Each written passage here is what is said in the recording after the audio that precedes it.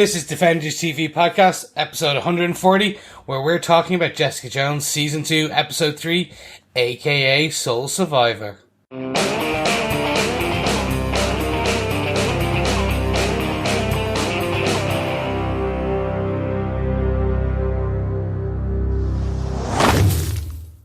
What's up, fellow Defenders? It is I, Chris. I'm back in control, and this is Defenders TV Podcast, episode 140, where we're talking about, and quite enthusiastically, Jessica Jones, Season 2, Episode 3, aka Sole Survivor.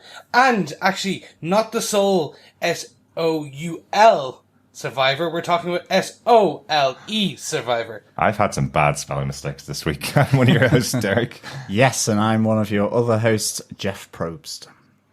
Oh, not that Survivor. Okay, no. Sorry. Yeah. Okay, yes, I'm one of your other hosts, John. There we go. Yes, fellow Defenders, you're listening to Defenders TV Podcast, the only place you need to go for all your Defenders needs on Marvel Netflix shows. And, of course, the MCU, just because, hey, it's there. We are right now reviewing Jessica Jones Season 2, and this episode we're going to go all the way through and give you our top 5 points for Jessica Jones Season 2, Episode 3, aka Sole Survivor. But, actually, you're probably thinking I can skip 5 minutes because I know the usual rigmarole. Well, do not, because we're going to forgo our usual rigmarole. You know where you can find us, but if you don't, go to defenderstvpodcast.com for all the information of where we are, how you can contact us, and how you can give us your feedback. But, do you know what? We've got a very special gift for you guys right now. John, do you want to tell them about it? Yes, we have connected in with Stitcher Premium, and they are offering a month's free on Stitcher Premium for our fellow Defenders for the Marvel Wolverine The Long Night, which is a 10-episode scripted podcast that will be exclusively available on Stitcher Premium. It is featuring the awesome Richard Armitage from Hannibal. He was Francis Dolarhyde. So if, like with Wolverine, you like your main protagonists to be brutal and uncompromising, then he is certainly the man for you. The pint-sized Berserker Wolvie will be released as one episode a week from this Monday, the 12th of March. So just go on over to stitcher.com/premium and enter the code, and you've guessed it, Defenders, to get your free month. This offer is open until the end of September this year, in case you're listening a bit later. So please head on over. It is something that you'll hopefully love, and you'll certainly be helping to support the podcast by going over and listening in to Wolverine The Long Night. Absolutely. And this year is 2018, in case you're listening in 2025 or anything like that. So if you go past September 2018, our code Defenders will not work for you as your free month. But hopefully you'll pop on over there, sign up, and get a couple of episodes of Wolverine The Long Night to listen to. If you fancy listening to the rest of it, they are released once a week, and you can just stay subscribed to Stitcher Premium. Absolutely. Like, normally we run a competition, but I think it's really good that this time we're able to hopefully offer everyone who's listening in a chance to check out this new Marvel scripted podcast featuring Richard Armitage and all about our lovely adamantium-infused pet dog. You like podcasts because, well, you're here. And we know you like Marvel because, well, you're here. So what else can we do but say, go to stitcher.com/premium and enter the code Defenders to get your free month's trial. Anyway, Joe boys, I think actually let's shake it up even a bit more and jump into our feedback, because we recorded episode 1 and 2 ahead of time. Yep. The show is now released, 13 episodes over on Netflix globally. So we have a bit of feedback from episodes 1 and episodes 2. Absolutely. I love when Jessica Jones is out in the wild and suddenly our Facebook group starts blowing up, our email starts to get emails in, or Twitter starts to get tweets in. It's great fun. Compiling it all together is always fun as well. First up, we've got a voicemail that's come in from Frederick, who sent it just after the first episode. Hadn't even heard our podcast before he sent it, but unfortunately we'd already recorded in advance, so I couldn't get it in time for the episode itself. Take it away, Frederick. Hey Defenders, Frederick here. I just saw the first episode of Jessica Jones Season 2, and it was great. I haven't heard your podcast yet, so maybe this is irrelevant. Maybe you have already talked about these things in the podcast, but here goes. The dust that comes out of the box, that is her little brother's ashes. I think it's pretty cool that it covers her so that she's covered in her past, and it also spreads out on the floor so that she is kind of caught in her office. She can't get out of the front door through that past. She has to face her past to get out. I think that was a kind of a cool metaphor. And then I have a little guess. I think that maybe her brother is this monster, and the ashes would, of course, then not be his body, but who can tell, right? Well, thanks for the podcast, and looking forward to hearing it. Thank you so much for that feedback, Frederick. That's really, really interesting. I love the idea of the metaphor of her not being able to get out the front door of her office unless she confronts her past. That seems to be, so far, 3 episodes in, that seems to be pretty much what Jessica has to do in the show. So it's a really good catch there. As for the theory of her brother, that's fascinating. Yes, I think that is pretty fascinating as well.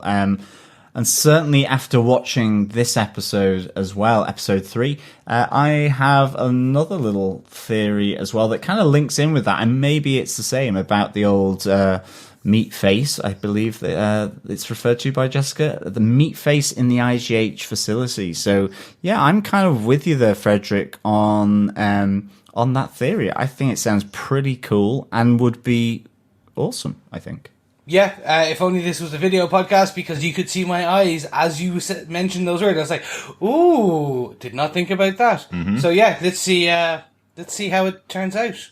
I'm interested to see if you're right, and if you were, well done. You've beaten us on our guesses working out. And as I say, it's really impressive because this feedback came in the morning of release. So this was definitely, he watched this first episode and recorded his feedback. So thank you so much for that, Fred. We love everybody having their ability to give guesses as to what's going on in this show. John, we have an iTunes review in as well. Do you want to take that one? We do have an iTunes review in from Ryan. We spoke about Ryan previously because he had provided us with a lovely review, and he's back, and this time with 5 stars instead of 4. He was absolutely generous with this.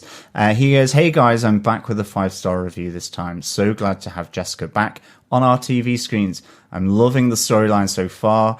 Episode 1 was amazing. Really grabbed me back into the Jessica Jones series. And this season is really feeling like a detective show so far. I'm liking the fact that Jessica is talking to us and letting us know what she's thinking and needing to do to get the job done.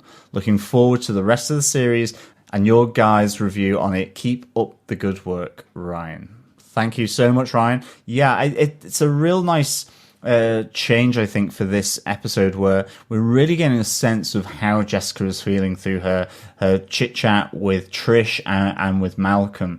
And I think that's really kind of letting us see into that deep, dark, little tucked away heart of hers, I think. Absolutely. And thanks so much for coming back and giving us another 5-star review. I feel like I might have browbeaten you into doing that and changing it. I didn't intend on it.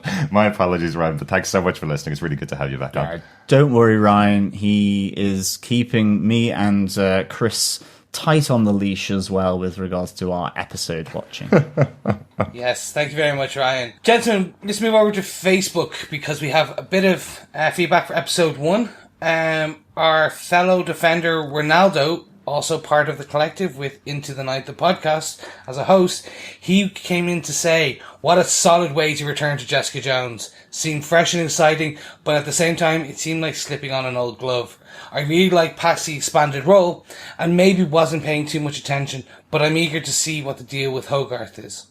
I like the little reference to Rand, and man, oh man, the Wizard. Never knew I'd see him on screen. What a treat. Intriguing as to how he and Jessica are connected. Diving into the second episode now. Absolutely love it, and glad to have JJ back. 5 stars. Thank you very much, Ronaldo. Really appreciate this feedback, and yes, it was a very solid way to return. Love to hear your feedback now for episode 3 as we've gone through. I found episode 2 a bit slow, but now we're into episode 3. I'm not going to give away spoilers, but wait and see. You'll hear my views there. But love to see your feedback there and what you thought of episode 3. Yep, thanks, Ray. Jamie Young also came over to our Facebook group and says, this first episode feels like a natural progression for the series after season 1. I like the tension between Jessica and Trish, and I really feel Jessica's frustration and helplessness at desperately wanting to help people and make a positive difference in the world, but not having the powers and means to do so, plus still living under the shadow of her childhood fame. She definitely should get a BFF of the Year award for singing at that birthday party. I also like the idea of Malcolm being kind of a surrogate brother to Jessica. I love how relentless he is in assisting her, even though she doesn't appreciate him at all. I keep firing you, but you keep not being fired. What's up with that? Lastly, I gotta get to episode 2. Some critics have said the first several episodes are slow, boring, and lack a sense of menace that Kilgrave provided, but I didn't feel that at all. Jessica was wrestling with many inner demons long before Kilgrave entered the picture. I think her poorly suppressed pain from losing her family and not understanding why she survived is quite dark and compelling. I can't wait to see what she finds out. You know, I totally agree with you, Jamie. This show has to do something different than Kilgrave, and I think it's hit on a really good idea of Jessica going back and exploring her past. We said throughout season 1 you had a first series for Jessica Jones, a character that not many people outside of comic book readers knew when that series came out, and they never actually told you how she got her powers, and they never give you clarification as to what her powers were. So it's a great way to lean on it for this second season. Thanks so much for that feedback, Jamie. Yeah, thank you, Jamie. Bob Phillips comes in with good tense opening with enough threads starting, unexpectedly closing, and the mix of comedy, gore, and intrigue that we've come to expect. My big questions: what's the deal with the posh PI? Why are they giving all the powerful dictatorial women cancer? My guess as to the Thing, Alexandra and Hogarth. Is the new building super a goodie or a baddie? And what was that whiskey she drank a bottle of? Looked more expensive than her tipple last series. Yes, it was tin cup whiskey. And of course, yeah, it is much more expensive. So I don't know. Jessica, is she keeping up appearances? Did she win the prize bonds? But certainly she's acquiring some expensive tastes with her whiskey. Yeah, tin cup whiskey. A smooth bourbon from the Rocky Mountains. Absolutely. Or as Chris said, could it be that she's just spending every penny that she gets on bottles of whiskey? That's possibly it. Yeah, absolutely. Jeff Childs went on to say, I like the new mystery. They give Jessica cases where she can't just muscle her way out, but she tries anyway. Price Chang is a douche. I wonder what his part in this will be. Jeff, I 100% agree, both on being a douche and what his part is. We're still wondering, even up to episode 3. And finally, on episode 1, Claire Payne says, really good opener for season 2. JJ is someone I have really grown to like over season 1 and The Defenders. As soon as the episode started, I was already absorbed in Jessica Jones' story and the way she's dealing with being a vigilante superhero. I have always enjoyed JJ's friendship with Trish and looking forward to see where this season takes them. The Wizard was brilliant. Absolutely. Wizard. Indeed. Absolutely love the Wizard. On to episode 2 of Jessica Jones. Again, still with Facebook, Ronaldo goes, what an episode. Still just slowly starting to form a clearer picture as to who the main villain is, as there are plenty of characters like Cheng and the mysterious assassin in the works.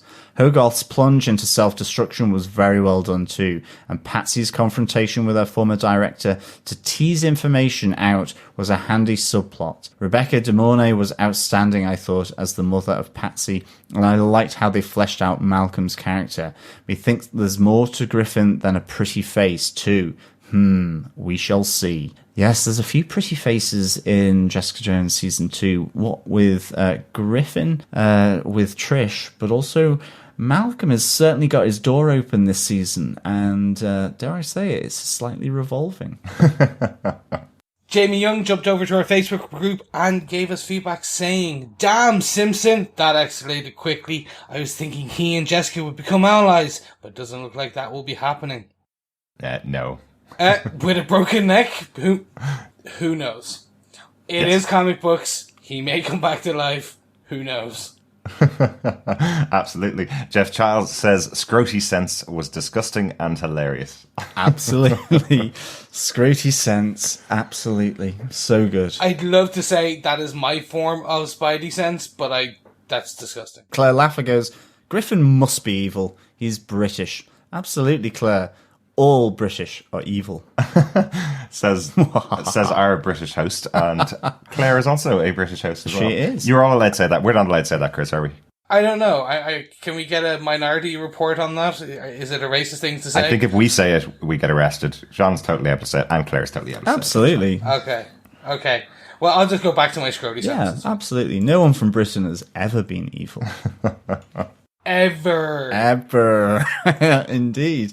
Debbie Fisher also came over and says, it seemed to be a proper creepy episode. Hello, Simpson. Rest in peace, Simpson. Rebecca De Morey. Wow. Haven't seen her in forever, and she is great. Something does seem up with Griffin. Seems too perfect. Yep. He's British. He must be evil. As Claire said. You're not allowed to say that. I just said, as Claire said. Okay. It's fine. That's how... It's basically, I'm paraphrasing. I like it. It's like if I said, I think John is crazy. Because Derek told me. Right. Okay. See, I'm paraphrasing something you've told me in the past. I've not told you that. I hope he's not said that. And finally, Donald Dennis says, good first couple of episodes. This is one of the first times I was multitasking while watching a Netflix Marvel show. Apparently, I missed out on more details than I thought. I guess Donald's been listening to our hour-long podcasts about the 50-minute episodes of Jessica Jones. So thanks for listening, Donald. Absolutely. Thank you, Donald. And thank you, everyone else, for all your feedback. It's really good to have all these comments and discussions. It's really, really great. And especially when we get sort of excellent tidbits such as Grody Sense. But with that, on with the episode details and on with our spoiler-filled review of episode 3, aka Soul Survivor. Yep, this episode was written by Lisa Randolph. She's not actually done any of the Marvel shows before, but she did do 2 episodes of the excellent Star Trek Discovery this season. If you haven't watched Star Trek Discovery, go over and watch it. She actually wrote 2 of the best episodes of the season. She also did 7 episodes of the US remake of Being Human as well. So excellent. So she's done some supernatural stuff before as well. And the episode was directed by Marzi Alamas. She's a first-time director on the Marvel shows as well, but has done a lot of DC TV. She's worked on Arrow, Legends of Tomorrow, Lucifer, iZombie, and all the way back to Smallville. So she's been in the industry a long time working on superheroes. Welcome to Marvel. Yes, welcome to the good side of comic books. But before Derek jumps in and gives out to me on that one, John, do you want to take us away with your synopsis? Sure. Jessica throws the body of the murdered Will Simpson out to sea for a naval burial, where Jessica and her family used to head for vacation. With her past getting people killed and her visions intensifying, Jessica must face her past head-on.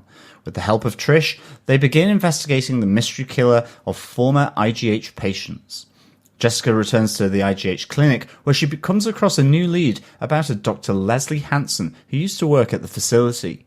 If things were bad enough, as she sets out to track Dr. Hansen for answers, her new superintendent issues an eviction notice, and Jerry asks for Jessica's help to dig dirt on her partners, after Jerry has issued an ultimatum by Chow and Benowitz, as her medical diagnosis becomes known.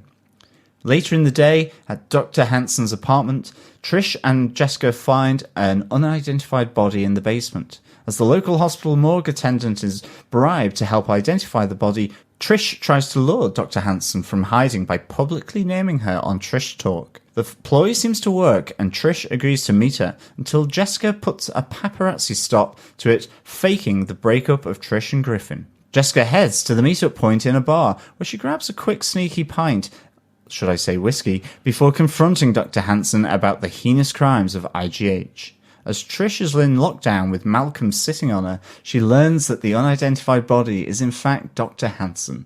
As Trish and Malcolm race to warn Jessica, she discovers for herself just how dangerous this mystery woman can be.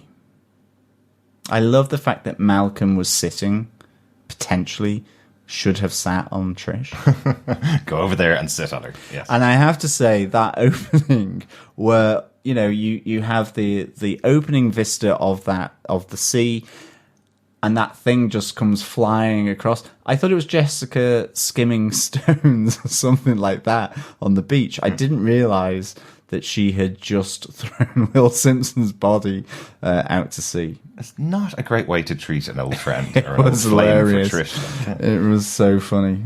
I think it's time to jump into our top 5 case notes. And I'm going to jump in here on case note number 1.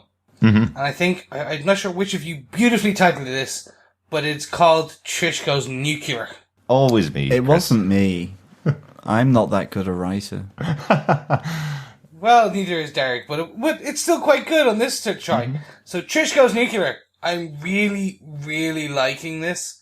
So I really wanted to discuss one bit which had me chomping at this as soon as Trish took the bag of guns and the inhaler in the car. Oh my God, are we witnessing the origin of Hellcat? Mm-hmm. Yeah, it's really interesting, isn't it? I just really liked this idea that she's kind of, as was said in our feedback earlier on, Trish wants to be protective, and she's lived her entire life with Jessica Jones, a superpowered person, right at her side, helping her out whenever she needed someone to help out. This is Trish's opportunity, it seems. She's looking at this huge bag of guns and the inhaler that Simpson used while he was protecting her. It seems like Trish is going, maybe I can use that and I can protect people. It's just a little moment, but I think it works really well for the character. Yeah, I this was why I was so happy, because we know Trish knows Krav Maga from the first season. Mm-hmm. We know that she has been, as Derek, you pointed out, she wants to protect people. She's becoming this very much, I want to do more than just be a radio show icon, ex-celebrity, child star, that type of thing. She wants to be more respected. Yeah. She sees what Jessica is and what she could be, and Jessica doesn't want that, so Trish is like, well, fine. I could do it. Exactly. I could be the hero. Now, sorry, just for our listeners, our fellow vendors who don't know who Hellcat is, just very quick aside. So, within the comic books, Trish Walker, Patsy Walker, is a superhero called Hellcat.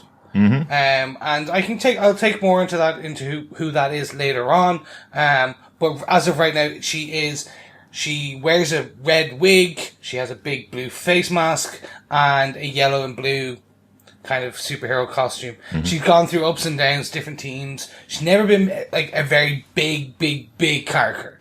She's never been an Avenger front line. Right. She's probably been an Avenger, but she's never been a front line. Mm-hmm. I like the idea of this turning, again, similar to the Wizard, taking a character that, well, in Patsy's case and Hellcat's case, we've been speculating. Like, oh my God, will they actually introduce her? This is a 2-season origin of actually Hellcat, potentially. Yeah, exactly. Yeah, it's really good. I love the fact that she's really wanting to stand side by side with Jessica here. Mm-hmm. As you say, we get that moment from the teaser where she says Jessica doesn't want a sidekick, but we need to go and help her. There was that moment in the teaser trailer where we're like, Hellcat's here, and we really see this. I love the fact, as you said, Chris, that it is a consistent. It continues her journey of, she wanted to protect herself. She was doing self-defense classes and all that kind of stuff, and now she's wanting to go on the offensive. She's wanting to have the guns. I like the fact that there's that moment when she's got the guns where they're far too heavy for her and Jessica passes them over. Nice little touch there, I think. Yeah. But you also get that moment where she looks at Simpson's inhaler as well, which I thought was really cool. So I'm just wondering, is there going to be a situation where she sees that she needs to use it in any way? That will be quite interesting to see, I think. But certainly, I'm really enjoying Trish banging the shields and really wanting to head out into the action. I think as well here, you see her all the time being undermined by Jessica. Jessica does pull that moment where she texts to the local celebrity mag, Griffin and her have just broken up in order to keep her pinned down, because for Jessica, she still doesn't necessarily believe in Trisha's ability to handle the situation. Yeah. She's not the PI. She's not the one that's been out on the streets. She's the media star of the two. And I really like that there is still that element of protectiveness from Jessica for her stepsister, for her sister in arms. And certainly this looks really, really interesting. And Trish is going for it, really. Yeah, absolutely. And just a great thing about reading our feedback for episode 1 and 2 before we actually talked about this, everybody seemed to be on the same page as us about Griffin, that he can't possibly be a good guy. There is that conversation between Jessica and Trish about him, saying that she's investigated him because she does that with her boyfriends, because she's not very smart when it comes to men, basically, as Jessica says. But this time she's made the right decision. It seems like there's nothing in his past that would mean he's a bad guy from Jessica's point of view. He has done things. He has lived, as Jessica says, but everybody has.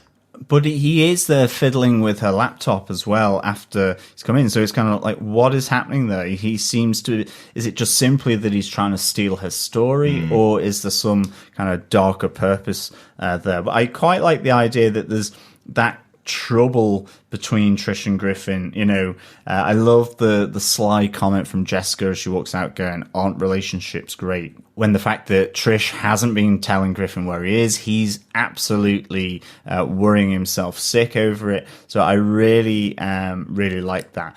But we do see, even despite this little kind of wobble, you know, she does call out that she loves him in this. So it's really interesting. And I hope it works. I hope he is not the nasty British actor who turns out to be the captain of the Death Star or something like that. I honestly think they're doing this on purpose now. Right. I really do think that they're making Griffin out to look like the bad guy, and it's all going to be that, like, he's stealing the case notes and her files so that he can help someone else pull all the information, and he's just going to hand it to her on a platter after she's already found out that he's done all this bad stuff. Right. And it was like, I was doing it for you. I wanted to give this to you for your, like, a present as a thing. But she'll have already found it and like, oh my God, you don't trust me with anything. I'm not a child, blah, blah, blah. It's a misdirect. It's going to be like, yeah, he's the bad guy, your typical British villain from like James Bond and, oh, I have a British accent. I must be evil. Mm-hmm. I wear suits. I must be evil. This is going to be the whole, it was a misdirect. He was actually a lovable guy all along. Kind of like John. He wears a suit in his British accent. You think he's evil. He's not. He's just a fellow defender like us. Go on, Chris. Do that English accent one more time. Cha-la-la-la-la. Mary Poppins, governor.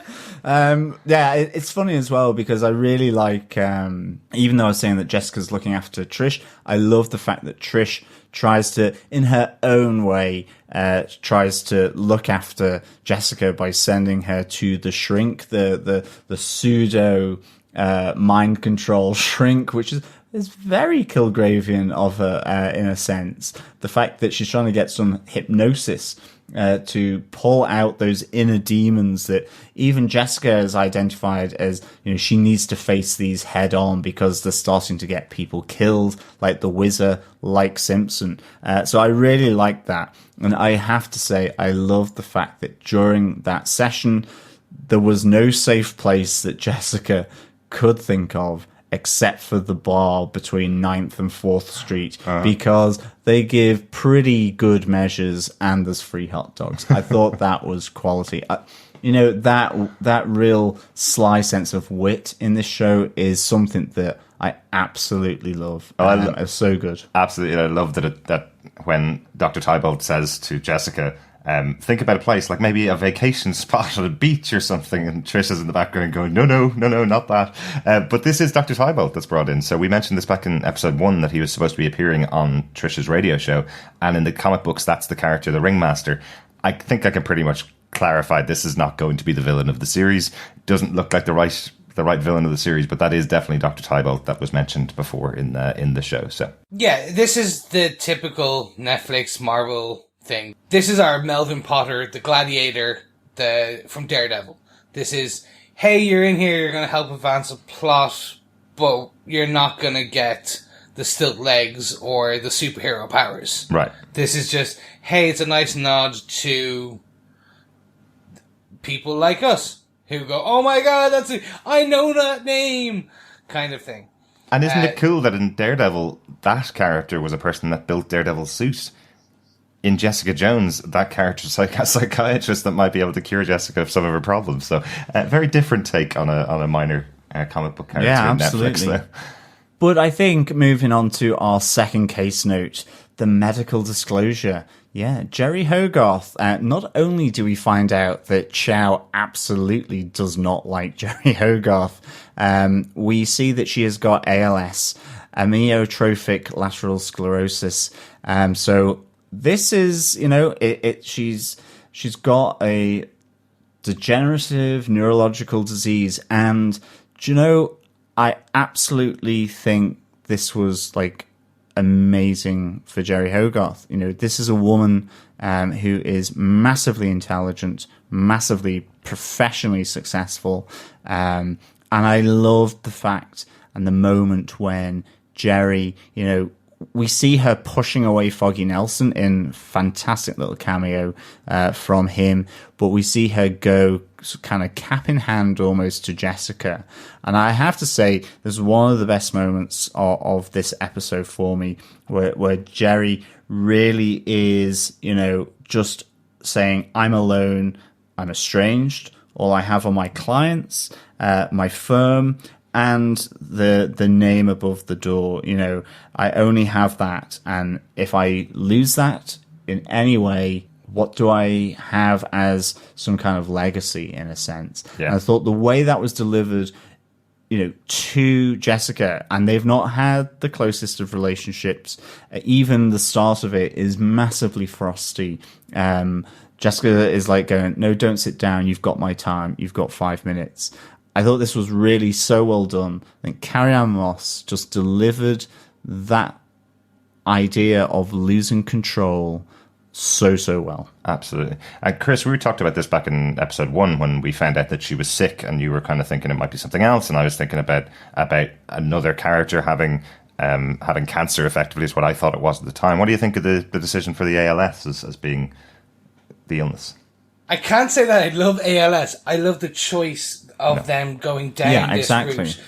As John said, this is a strong female character who is defined by her intellect, defined by her her poise, her ability to command a room, and stripping that away from this character.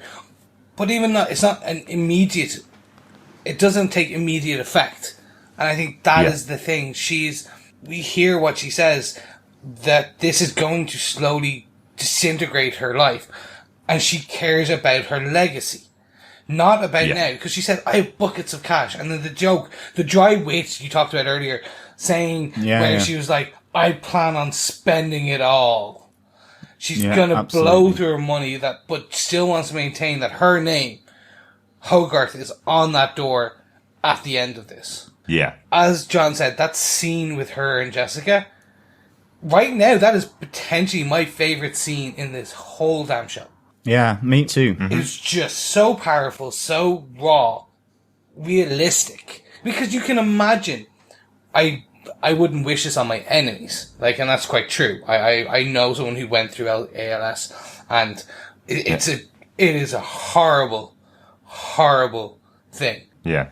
But this is just so raw and emotional. You could see two people who are not really friends, but kind of friends, having this. And this could be like 2 minutes from you right now when you're listening to our podcast. Yeah. Yeah. And the line Jerry says, which is, if I believed in God, I'd say her sense of humor is for shit. Two things with that. One, she says, I'd say her sense of humor is for shit. I love the fact that Jerry's like, no, God's a woman, just take it. And it's just, it's just out there. It's like, yeah, no, it's done. We're talking about this. And it's just the embodiment of that line that kind of thinks exactly what Jerry Hogarth is. She is a practical woman, but she's still not going to take this lying down. And she's going to have even her own dry sense of humor. This is the Jerry who's just found out things are terrible, went deep into a hole of hookers and blow and wine and everything, and has gone, no, screw this, I'm going the other way. I'm very, very happy with this. About the storyline, again, not the character, wouldn't wish this on my enemies.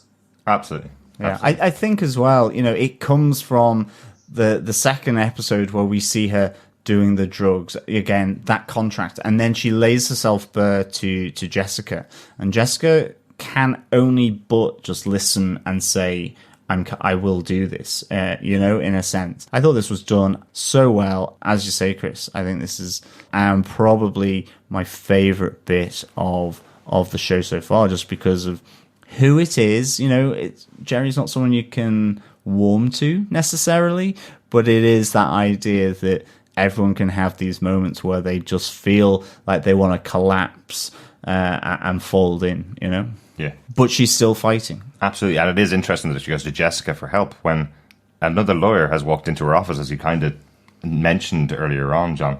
Another lawyer has walked into her office saying, this entire contract that you signed is bullshit. I can fix this. Yeah, it's our favourite avocado in law. I'm so happy to see Foggy Nelson back. Even if it is for this fleeting moment. Yeah. A great way to make sure he doesn't come back, though, isn't it? Yeah, it was basically get the hell out. It's like, oh, okay, it's a nice cameo. It's a bit part done. Now, we may see him for another 2 seconds in later on. But I like the way they're threading the interconnectedness of this universe. Very much showing. But, again, by the end of this, he needs to be fired. Or at least on a rocky relationship, because we want him back with our avocados and laws together. Yeah, absolutely. For Daredevil season 3. Maybe. I'm not sure about that. I'm not sure if we're actually going to have that law firm ever again. Murdoch and Nelson, you know, that is sad, but it was there for a season and a half, and he's now got a very big job, able to do the stuff he can do under Hogarth's firm. So I'm wondering if it's just an expansion of his character. It might happen. He might go back and have that private practice again. But the way he's been used since Daredevil season 2 in these shows like Luke Cage and in Defenders and in Jessica Jones now is working really well for me. I'm kind of liking it. I like the idea that he's going to be independent from Matt Murdock for a while.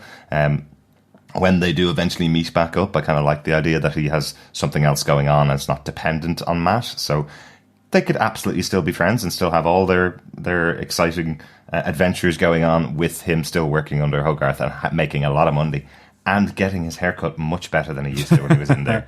Yeah, no, I loved this Foggy cameo. I thought it was just really nicely slotted in, and it kind of also just really made that idea of Jerry being again a bit of a bitch.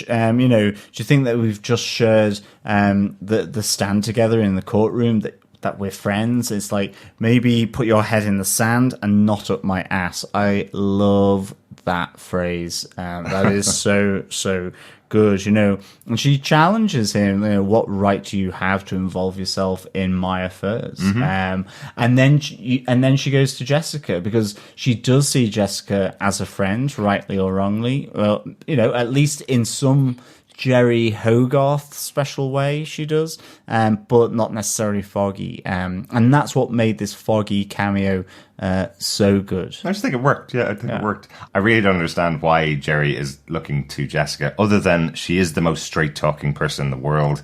She definitely won't reveal your secrets to somebody else. That's not the kind of person she is. So there's no office gossip with Jessica Jones, you know. So potentially that's the reason. But I thought they were on really bad terms at the beginning of this season. I know she wanted her to work for her. That's why she got Price Chang involved.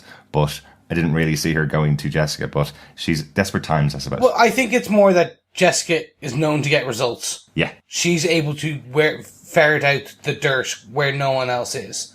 And as you said, Jessica said in this episode, there's always dirt somewhere.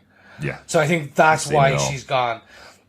And all your points about Foggy are 100% true, but unfortunately they're all predicated on Hogarth's name and Hogarth being there at the end of season 2 of Jessica Jones. And we do not know if that is going to be the case. No, that's true. So, yeah, Hogarth leaves.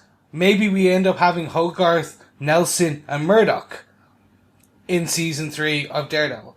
There is a lot of options, but it's all predicated on there even could be no Hogarth. Yeah, or maybe it could be Chow Benowitz and Nelson, attorneys at law. He's a bit too junior in this. I think he was brought on a pretty high level, but you never know. They might need a replacement on the board. Derek, do you want to take us on to our third case note for this episode? Absolutely, yes. Jessica's nightmare. I just thought this was really interesting to see. It's effectively where she's sitting there drinking her tin cup whiskey, falls asleep and wakes up. I love the opening shot because it's what we've been saying for 2 seasons. The opening shot of her nightmare is basically that she's got a bottle of whiskey taped into her arm and she's effectively feeding off that. But I don't know, it's just a little theory, because I don't do theories very often, but a little theory. As she leaves the room in this dream, in this nightmare, one end of the hallway has a window outside and it's backed by purple. The other end of the hallway where the door is, that's also backed by purple. And then in between that, we have the monster or the burned face person in between those two doors in this nightmare. Is this Kilgrave? Is this the representation of purple in the series has meant Kilgrave in the past? Yeah. Is the fact that she sees a burnt face person, is that burnt face just blocking out Kilgrave from her mind? Or is it a different character? I'm just wondering, just speculating there. It's that moment, isn't it, where she has the dream, but she sees Meatface when she goes back to IGH for the first time, isn't it? So yeah, I love the purple encroaching, like it's behind the door. So yeah. Is Kilgrave part of the IGH experimentation as well? Really good. And yeah, talking of Meatface, I had exactly the same thought. It's like, is Meatface friend or foe? Because it's like, is Meatface trying to keep her back from the purple, or is it that they're fighting, that they're wrestling? So all of a sudden I was kind of like, okay, who is Meatface? Is it Kilgrave? Is it another IGH patient, or is it someone almost protecting her? Really intrigued now as to Meatface.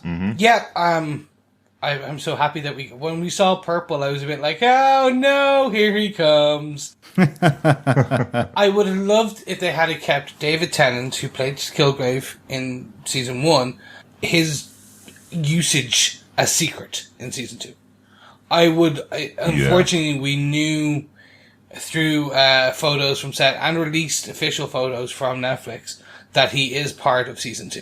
I've said this a few times in our podcast. We've done 130 odd episodes at this stage. I've said it a few times. I absolutely hate set photos. People getting their cameras out their windows and taking photographs of our actors on set, wherever they are, whether they're in the street or whether they're in a studio, because this kind of stuff happens where Netflix have to release something about a character saying he's in the show, and then that builds an expectation for the show as well, which it may not deliver on.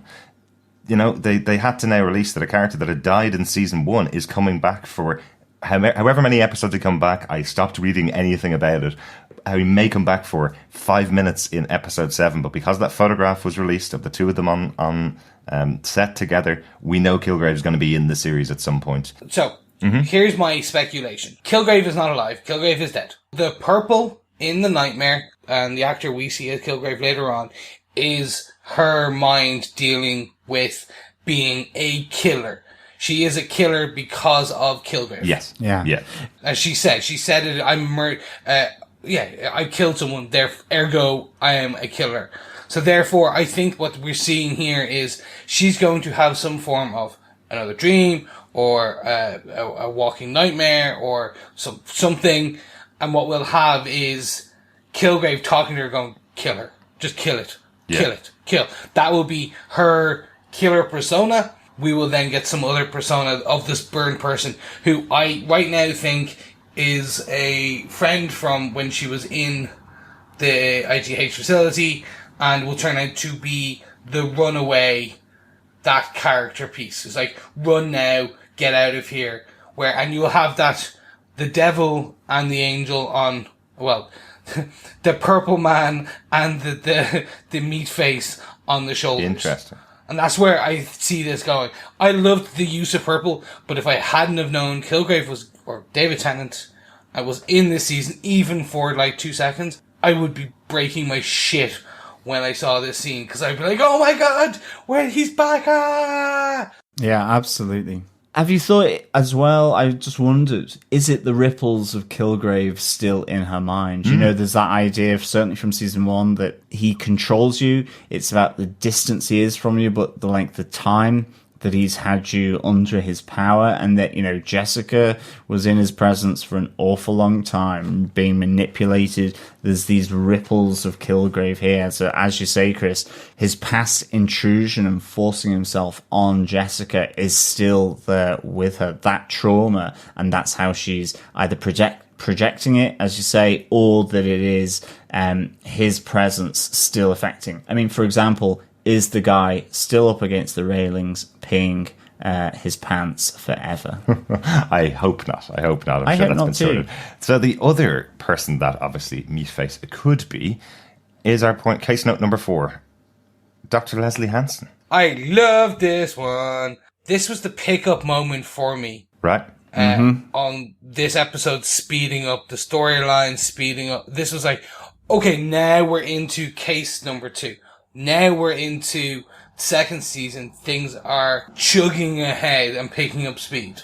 And I really enjoyed this. Yeah. This is like, we got the apartment scene, we got the meeting, we got everything I wanted, plus more and a hell of a lot more questions, obviously. But yeah, I really enjoyed Leslie Hansen being introduced in this way. Yeah, absolutely. I like the little joke in there about the rent control department. That's how Jessica tracks her down. Rent control departments are something that we don't really have in most other countries, but in New York, they facilitated the characters from Friends being able to live in ridiculously large apartments, even though most of them didn't have jobs for 2 or 3 seasons of that show. It was always like, oh yeah, it's rent control. Sure, the price never goes up effectively, and nobody ever gives up those apartments. That's how Jessica's able to find Dr. Hansen, because even though she may have killed loads of people, there's no way she'd give up a rent control department, right? Nice little gag in there as well. But that's where they find the burnt out head.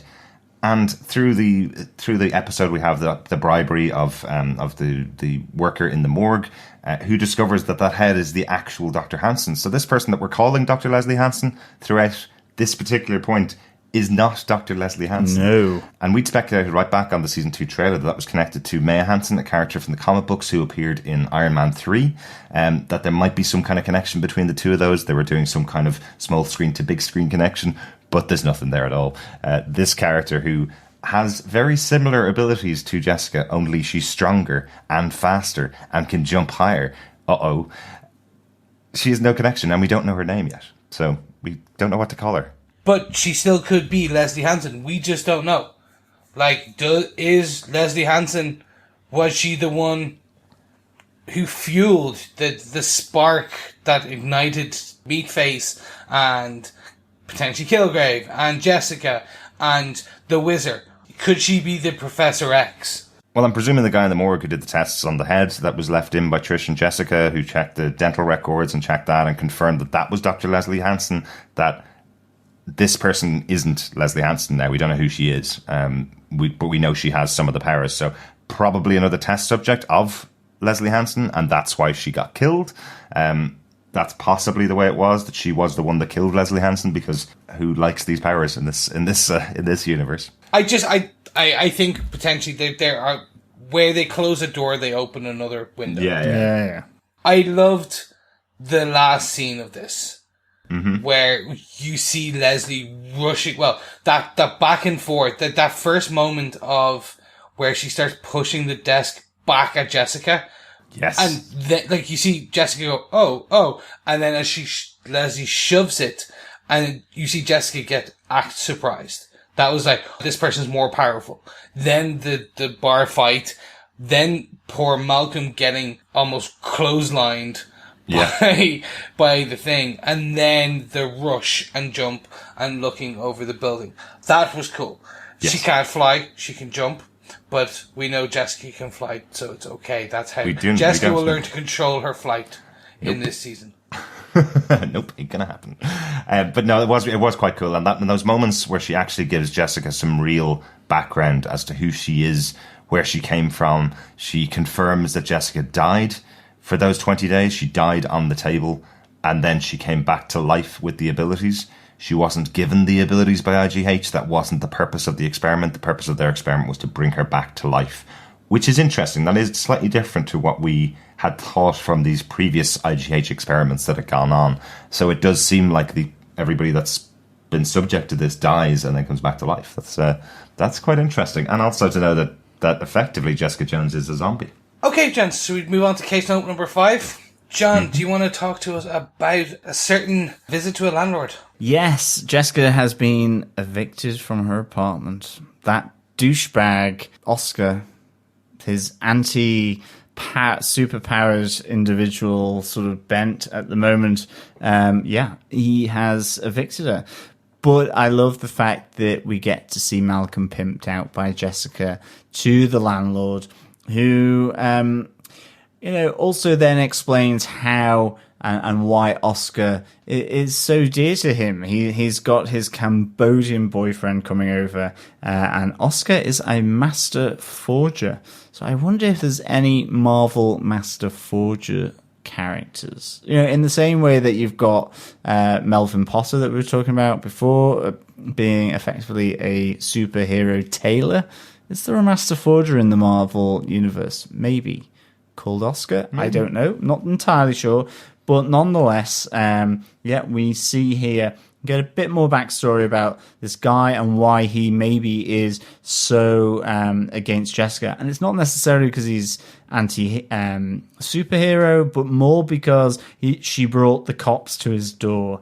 And he is dealing with forged documents, and he's kind of laying low a bit, really. He's got his own stuff to worry about here. So this was really kind of interesting, and I have to say, Malcolm at the door of the landlord to try and get that eviction notice reversed was pretty funny. I thought it was absolutely hilarious, that moment of realization on Malcolm's face when he goes, effectively, she's pimped me out here. It's when Jessica goes, be really nice to him. No, I mean really nice to him when you go over. It's just really funny.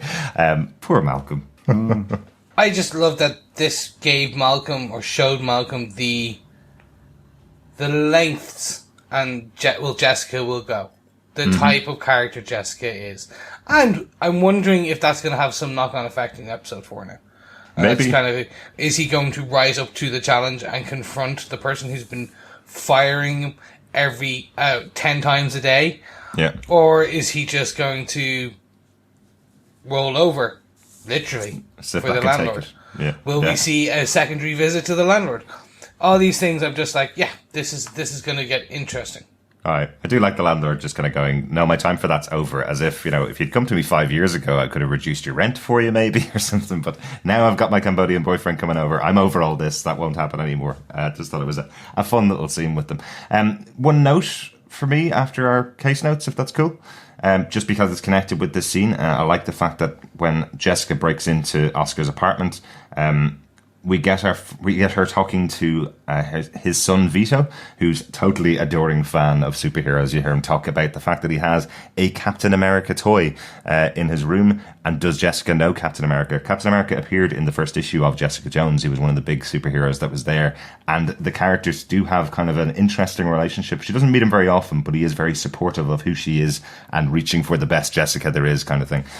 So interesting that he mentioned it. What's even more interesting is, I think, if I'm right, in all of the episodes of the Defenders series, we never got a mention of Captain America by name in those shows. We definitely get it over in S.H.I.E.L.D., on Agents of S.H.I.E.L.D., but the Netflix Marvel shows, I think we've had a guy with a shield mentioned. We've had, the big green guy mentioned a few times, had the incident mentioned a few times, but I don't know whether they've called out Captain America by name before. No, in all these seasons, they've not mentioned. They've said the guy with the hammer, the guy with the shield. They've never directly called them out. I think that's all Wesley's speech from Daredevil season 1, isn't it? Exactly. But also Luke Cage and... Mm-hmm. Yeah. But I suppose they have to when you have a figure, an action figure. You gotta. Yeah. That was my first note. Any other notes? So, from my recent trip to New York City, I can officially say that Rudy's on 9th and 45th is 100% real, and it's a real Hell's Kitchen dive bar. I have been in that bar, and it is quite good, and I don't remember much of that night. But I can say it's definitely there, because I went there, and I went, I remember that place. Excellent. My second note, I'll just jump in, is the point about the magnets and the Cap shield. Cap, did, at I think, the early 60s, he used a glove filled with magnets to control his shield's return and things like that. Oh, right. Very old, cheesy one back, we're talking golden age here now. Right. Okay. Early 60s. Maybe late 60s, I don't know. The 60s. Okay. If you go... I've probably read most of those books, because it's around the time that Strange Tales had him as a character every 3 or 4 issues. So. You have, if you just basically Google 1960s Avengers, Cap America, Magnets, Shield, you'll find a pretty damning image where it's him with a glove, his red glove, and 2 bars of magnets, Very kind of cool. controlling his shield coming back. So this is mentioned in the episode where Vito is talking to Jessica and saying that his toy Captain America, he's lost the magnets in the hand, so it's not able to hold on to the shield anymore, and then he's lost the shield. Isn't that right? Yes, correct. Like and so I want to build another one. Yeah. Nice, just a nice little nod back to it. And of course, we mentioned Tin Cup Bourbon earlier, but this time, obviously, we see it being intravenously administered into Jessica's arm in her dream of purple. Mm-hmm. Yeah. And on Door Watch, as we started back up for season 2, lots of mentions of doors in this episode. I love that moment where she's standing in the way of Oscar trying to slam the door on her and just holds it open. Looks like the easiest thing in the world as he's trying to slam the door on her and push her out. She just holds it open in the way. And also the fact that the only piece of advice that she took from everything that Dr. Tybalt said to her is that you have to go through the door. When it's open, you have to go through the door. And she repeats that advice. So they're still trolling us. We are definitely going to see that Alias Investigations door getting smashed, probably in episode 13. But they're definitely trolling us with these door discussions. Yes, and talking about trolling, the film from the very first episode on the being projected onto the wall on the back, on the top of the building was 100% The Killers from 1946. Oh, okay. Jeff Childs over in our Facebook group had actually put a guess in that it was The Third Man. He thought that that's what it was. I agreed with them at the time, but okay, that's interesting. So, I suppose let's try and get our hands on both of the films and recreate the scene. Find that moment. I like it. Thanks for that one, Chris. Good stuff. That's all from me, and that's all our notes, I believe. So, gentlemen, Derek, do you defend Jessica Jones Season 2, Episode 3, aka Soul Survivor? Yes, I definitely defend this episode. This is the best episode so far this season. No doubt about it. There's some great moments in here. All the characters getting some interesting moments, setting them up for the rest of the season in here. Didn't feel slow, felt interesting, had some cool stuff. And now we know we also have a superpowered possible villain here for Jessica, possibly Meatface. We're seeing a little bit of that purple creep back into the show, so some intriguing stuff to watch on. If I wasn't doing the podcast, I absolutely would have pressed play for that next episode without a doubt to see what's going on in the world of Jessica Jones. So huge defend from me, definitely. John, do you defend Jessica Jones Season 2, Episode 3, aka Soul Survivor? I do defend this episode of Jessica Jones. I give this 4.5 meat faces out of 5. I really felt this kicked in here for me on a number of different levels. I love the fact that we got to see Dr. Leslie Hansen, or should I say not Dr. Leslie Hansen, coming up against Jessica. I really love the tension in that scene, the challenge from Dr. Hansen back to Jessica about why she should be grateful for what IGH has done. You know, it's just kind of murking the waters a bit here. And I really, really like that. I love the Foggy cameo. I really enjoyed, Jessica kind of stepping up to her past and really saying, I need to investigate this now. I need to delve into it because people are getting killed because of it. It links to what Frederick's voicemail said at the beginning, where she was too almost, this metaphor that she couldn't walk past her brother's ashes because that would have to confront the past. She took the window instead. I thought that was really good. I really thought that Jerry, that scene to me was so far is the standout scene for this. And I think it, in terms of how it links to her orgy effectively in episode 2, just so good. It meant something. It felt something on that, and I think that's a real mark of a great show when one of the most dodgy, maybe / despicable people in the show you're not entirely sure about, really gets your sympathy in terms of their dealing with that as well, really, and then to see the purple come back. Who is Meatface, friend or foe? I really, really enjoyed. So absolutely defend this episode of Jessica Jones. Christoph, do you defend episode 3, aka Soul Survivor, cue music of Jessica Jones.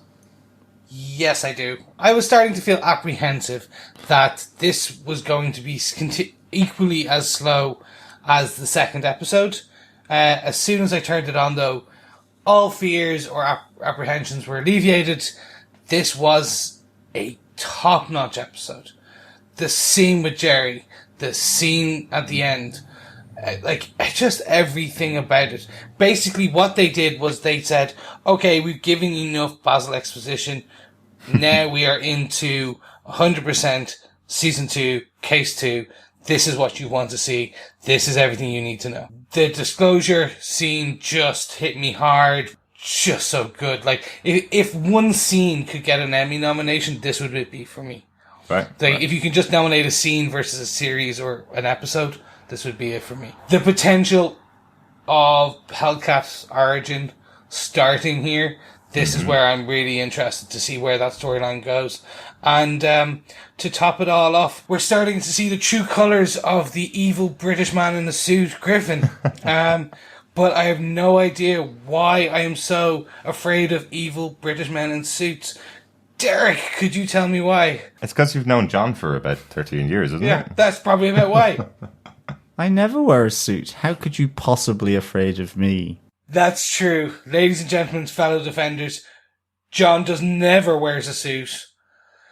He just wears a shirt and tie. Anyway, gentlemen, I think our fellow defenders have heard enough of us for this episode. I think it's about time they hear from their other fellow defenders and what they thought of this episode. If you are interested in sending us feedback, don't forget you can leave us a voicemail on our website at defenderstvpodcast.com, email it through at feedback@defenderstvpodcast.com, or drop over to our group on Facebook. It's quite an easy one. It's facebook.com/groups/Defenders TV Podcast. The first person who got there for episode 3 with feedback was Debbie Fisher. Debbie went on to say, Jessica pimping out Malcolm to the landlord. I really am loving all the Malcolm. I know he was an addict last season, but he's all buff and pumped up and wearing sleeveless shirts this season. I guess the clean lifestyle. And the scene from the preview, Jessica sitting on her desk and getting up really fast to answer the door for a super to unplug her potty. Griffin and the flash dive. Yes, Debbie, thank you so much. I know a lot of people have become very much Malcolm shippers. Absolutely. Thank you, Debbie. I hear you. What's not to like about a buffed, pumped up Malcolm? A really good catch there on Jessica hopping up off her desk really fast, which we thought was like a moment of action in the series, and turns out that she's answering her door to her super who's coming to unclog her toilet. It's hilarious. Nice marketing there, Netflix. We'll grab that scene and we'll put it into the trailer for the show. Carl Hansley says, is there any chance that Dr. Leslie Hansen is related to Dr. Maya Hansen from Iron Man 3? Again, we thought about that, but at the moment, Leslie Hansen has now perished in the furnace below her rent-controlled apartment. So very unlikely there's going to be any connection to Maya that will be released. Yes, and Robert Phillips goes, crikey, Malcolm does good work. Trish does some impressive self-defense work. Jessica clearly bought a case of tin cup. Garibaldi, or whatever Trish's boyfriend is called. Griffin it is. I'm having problems with his name as well, but Derek has provided a good reminder. Think Gryffindor. Think Harry Potter. It is Griffin. It's only because you said gold star to Griffin last week, so now it's been in my head as his name is Gryffindor. Absolutely. And doors are very important to Jessica Jones. Exactly. But as Robert Phillips says, Garibaldi, or should I say Griffin, is clearly a bad guy. She loves him. He has a British accent. He lives on a Death Star, and Jessica has found no dirt on him. Plus the secret of typing on a laptop, and the titular Chris Jones was right. The monster is a woman. Except I don't think the titular Chris Jones said this. But nonetheless, I'll give it to him just this once. I think that might have been John. I'm always right. I am like the patriarch of Jessica Jones. I am the titular Jones in this podcast. You may have Jessica, but most people have me. I don't think you know what titular means. It doesn't mean only, Chris. I know, but I like saying titular. It's like saying ergo. It makes you sound really smart. Ergo, I am the titular, Mr. Jones. I am the only Mr. Jones. There you go. But I should also just finish off that Robert Phillips goes, enjoying this. And I think we really all are. This is a really fantastic show that is building up, definitely. Yes, really enjoying it so far. Thanks so much for all of the feedback. Keep it coming. We'll keep, obviously, talking about it on the podcast as well. Always great to hear from our listeners and our wonderful fellow defenders. That's it for this week's episode. It is. We will be back later in the week with Jessica Jones, Season 2, Episode 4, a.k.a. God Help the Hobo.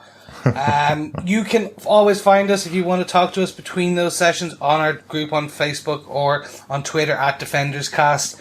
You can, don't forget to write us a review on Apple Podcasts and share the love by sharing the podcast around the world. You can find us on Google Play Music or any drunk or sober podcast catcher around the world. Don't forget, if you want to make sure you don't miss an episode, subscribe to us at defenderstvpodcast.com/iTunes. And to end on the note that we were finishing every episode this season, go find your sister or your sister's sister or your friend's sister or your other person's sister or your partner's sister or any sister will do and tell them about this podcast. And when they ask, what the hell is a Defenders TV podcast? You know what to say. The only place you need to go for all your Defenders, Marvel, Netflix news and reviews. Yeah, and don't forget to use that code over on Stitcher Premium. Just go to stitcher.com/premium, put in the code DEFENDERS so that you can get the first episode of Wolverine, which should be out already as you're listening to this podcast. So you listen to our podcast and then get the first episode of Wolverine, which came out on the 12th of March. Yeah, absolutely. And yes, we will be back with not only Jessica Jones Season 2, but also our coverage of Doctor Strange Damnation, where we'll be looking at issue 387 of the Doctor Strange tie-in comic. Yes, looking forward to that too. Yeah, absolutely. It's great fun talking about comic books. Enjoyed that. It's fantastic. Thanks very much for joining us, fellow Defenders. Talk to you soon. See you soon, guys, and thank you so much for joining. Yeah, as always, it's been great speaking with you. And yeah, my scroty sense is really tingling here. I think it could be ochre, actually. But with that, after the ochre, I'll speak with you again soon. You might need to get that checked out, John. Bye. Bye.